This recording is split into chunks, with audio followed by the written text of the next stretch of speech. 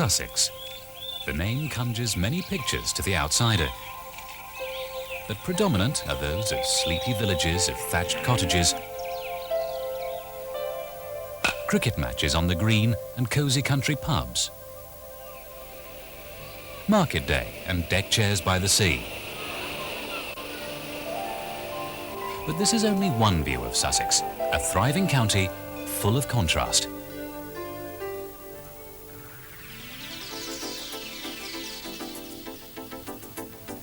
From the agricultural areas centred around mid-Sussex, where modern farming techniques and machinery make Sussex farmers amongst the most efficient in the country, to the commerce and light industry of Crawley, and the international traffic of Gatwick Airport, to the bustling ports of Shoreham and Newhaven, to the leisure areas around Chichester, where some of the best sailing is to be found. The historic appeal of Hastings and its surrounding 1066 country. Lewes, the county town of East Sussex. Worthing and Eastbourne have managed to balance their commercial and industrial expansion with the individual character of classic Sussex seaside towns.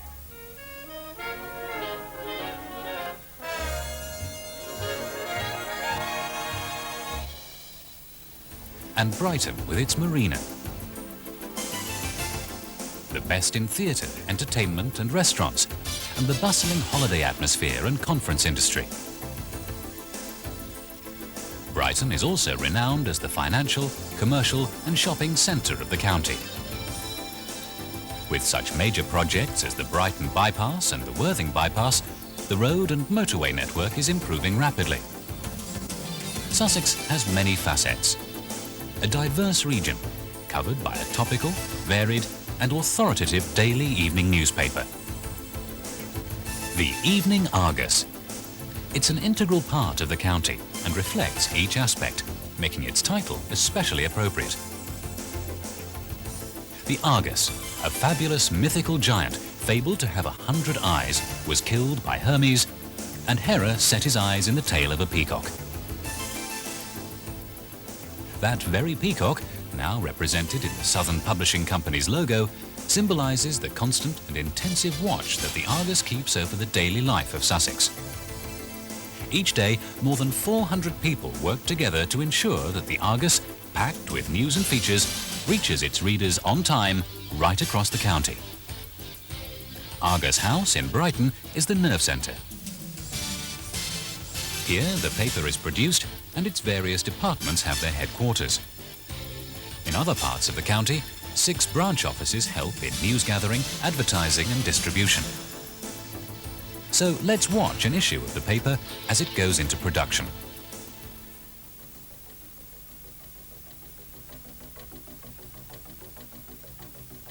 From all over the world, Press Association computer links bring in news stories. From a vital wicket in the West Indies,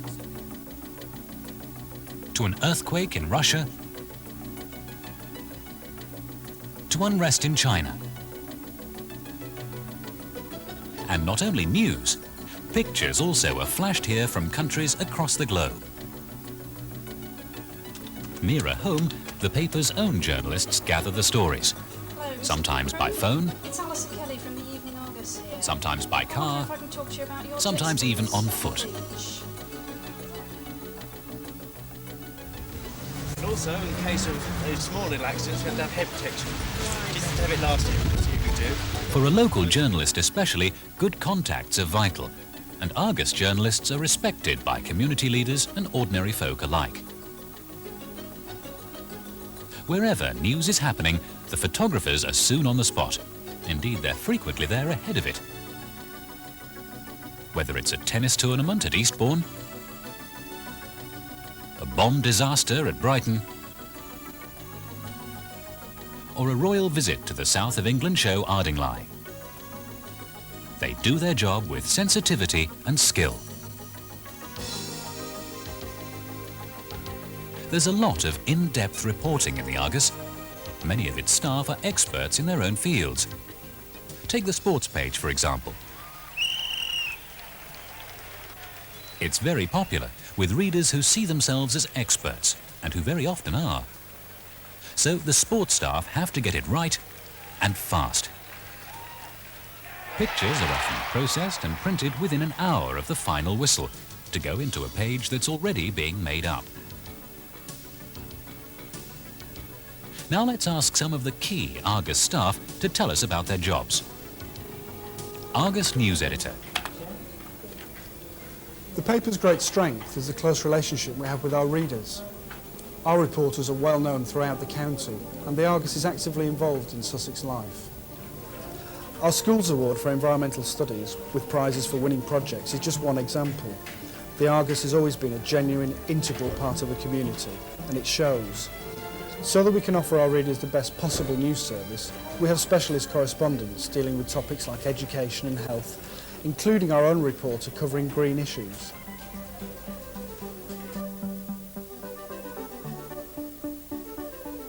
We give the environment a very high priority, and we've launched a number of major initiatives such as recycling projects.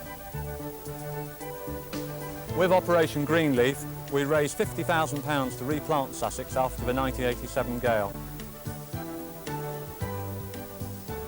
The Argus covers a particularly beautiful part of Britain, and we want our readers to share with us in taking care of it. Over 122,000 of the paper's readers are women, so it's hardly surprising that our special magazine, Argus Woman, has been a tremendous success since its first issue. Argus Woman Journalist. It's got movement, it's got action. That's great about page 7, so we'll put it in there. Right. There are features, competitions, readers' problems, the horoscope and fashion. Cooking with Marguerite Patton is extremely popular, and our weekly makeover, giving one of our readers a completely new look, is another big favourite.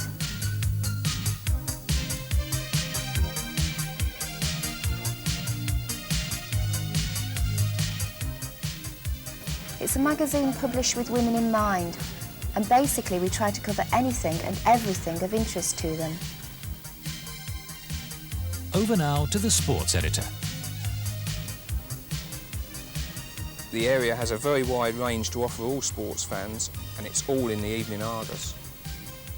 For example, recent years have seen a tremendous growth in water sports along the whole Sussex coast, from windsurfing at Worthing to powerboat racing here at Brighton Marina, now one of Europe's premier sailing centres. Also, letters and opinions pour into the Argus office every week from readers. So, if you add all this up, you have a huge mass of information which all needs editing. Someone has to decide what to print and what to leave out. Every morning, the editor and his team meet to plan the day's production. The vital mix of national, international and local news gives the Argus its unique format and reader appeal. So, what will lead on page 1? What other stories are to be included? Which pictures should be used? How many letters are there room for today? All this, mixed with a good balance of advertisements, must be considered. But even the best-laid plans can be scrapped at a moment's notice if there's a new, urgent story that demands headline space.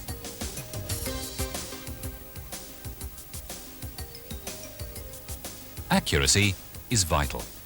Stories are checked and rechecked, shaped and changed. Headlines are written and pictures chosen. Now all we need are the essential advertisements.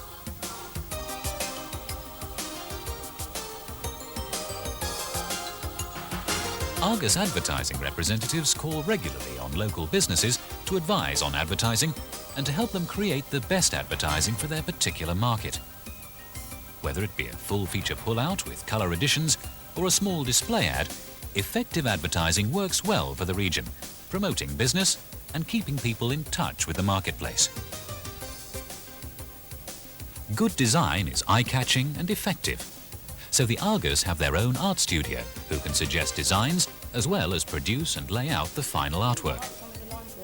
The art studio manager emphasises Oh, nice. Artwork is a vital part of selling. We provide a quality service for representatives to offer clients, and there is always very close liaison between sales staff and artists.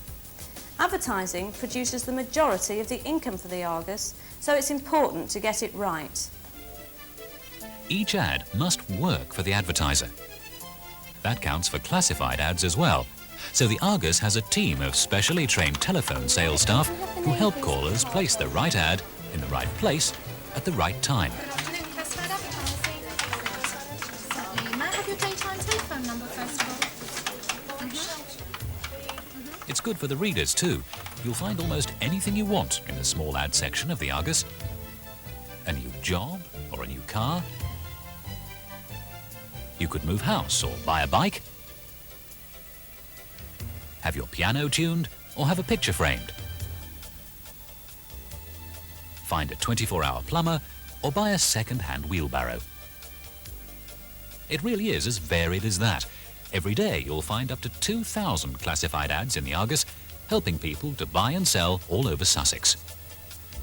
Argus Classified Ad Manager says,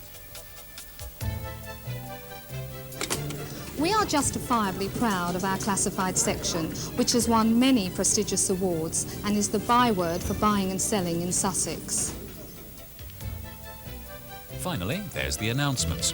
The public ones from the government and the local councils, and the private ones from the family to their friends. Congratulations or thanks for sympathy.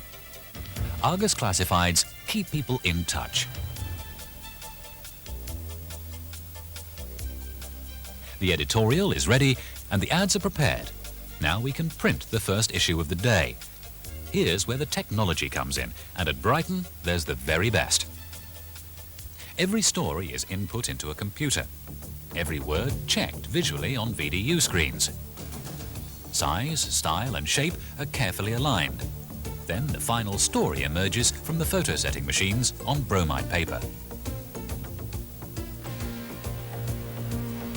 Paste-up artists then take the bromides of stories, headlines, pictures and adverts to paste them up to a pre-arranged plan onto the master page, carefully adjusting each one to ensure legibility and clarity. Once ready, the individual pages are photographed on the giant PageMaster camera to produce full-size negatives.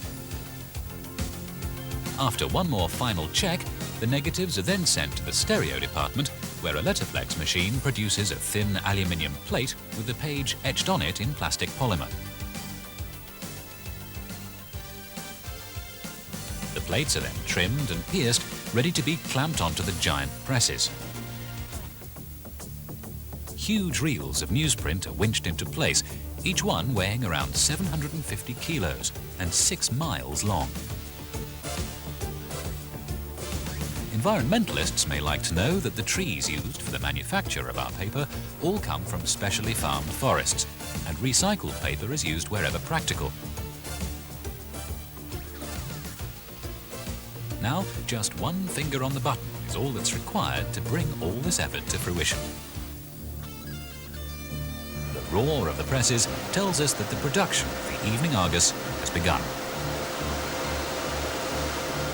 The Argus presses start rolling at 10:30 in the morning, and stopping only for regional and national news updates, continue until 4:10 in the afternoon. The presses can print up to 40,000 copies every hour, printing, slicing, cutting, folding and binding all in one neat, speedy operation. In the publishing room, papers are individually counted, bundled and tied using the latest machinery. Then into the dispatch area, where drivers stand by to load the bundles of newspapers onto a fleet of 50 waiting vans, ready to speed the Argus across the county. Almost 250,000 people read the Argus every day, and they all rely on it arriving on time. Some larger vehicles meet smaller vans at rendezvous points to feed the more distant rural areas. Come rain or shine, The Evening Argus will be found on a doormat in Chichester, in a newsagent's in Horsham, on a hotel reception desk in Eastbourne, and with a street vendor in Brighton. Thank you very much. 6 days a week, every week. For more than 110 years, the Argus has been covering Sussex, a prosperous, rural-based region which has seen enormous changes over many decades. To reflect the development of the county, the Argus produces regional editions for Worthing and West Sussex, Eastbourne and East Sussex, Crawley and North Sussex, as well as, of course, the edition covering the main Brighton and Hove conurbation. In Brighton, the first edition of the Argus is available by 11:15. In the county areas, by around noon. A second edition with all the latest news updates is available by mid-afternoon. A third and final edition is added for Brighton and Hove itself, available from 4:30 onwards.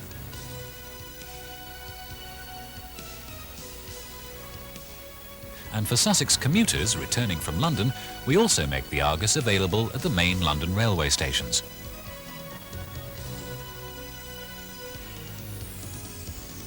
As well as editorial, advertising and distribution departments, there are other vital functions to be performed. The accounts department is responsible for invoicing our advertisers, credit control, monitoring expenditure and providing a host of management information to ensure we maintain financial efficiency. While promotions help keep us in touch with our readers. Our promotions manager explains. My department organises competitions, reader offers and sponsorships for the newspaper. As well as attending over 100 events during the course of the year, our promotions unit visits showgrounds such as this every weekend during the summer. Our promotions cover the whole of the county, as does our newspaper. Appeals too, like the one for Ethiopia and our regular Christmas fundraising for children and the elderly. As Sussex has grown and changed, so have the needs of our readers and advertisers. This has meant the launch in recent years of new publications. The Brighton and Hove Leader, relaunched in 1981 and now distributed to 128,000 households every week, built on the established success of the Brighton Advertiser, the first free distribution newspaper in Sussex, and the Brighton and Hove Gazette and Herald. A publishing pedigree which goes back to 1806. Leader Editor. The Leader is essentially a local paper. We deal with local people and we deal with local issues. We're a campaigning paper and a controversial one if we need to be. We have a fresh, lively image and we're very strong on features and on entertainments. In 1984, the Burgess Hill and Haywards Heath Leaders were launched, now with a weekly household distribution of over 34,000 copies. They've truly become the market leaders in mid-Sussex. The Brighton Property News was launched in 1989 and has gone from strength to strength, providing a unique medium for buyers and sellers of property, now distributed to over 90,000 households. Free newspapers, now a boom industry in their own right, call for special expertise in distribution. It's a large and complex task to deliver papers to 170,000 homes regularly and on time. It's done by Sussex Distribution Services, our specialist division, which every week puts 300,000 newspapers through letterboxes all over the county.